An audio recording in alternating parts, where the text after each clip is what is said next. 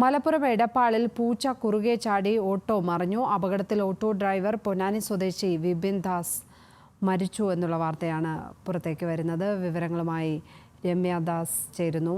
രമ്യ, എപ്പോഴാണ് ഈ അപകടം ഉണ്ടായത്? ഇദ്ദേഹത്തെ ആശുപത്രിയിൽ എത്തിക്കാനായില്ലേ? എന്താണ് വിവരങ്ങൾ? ലക്ഷ്മി, ഇന്ന് പുലർച്ചെ 1 മണിയോടുകൂടിയാണ് സംഭവം നടക്കുന്നത്.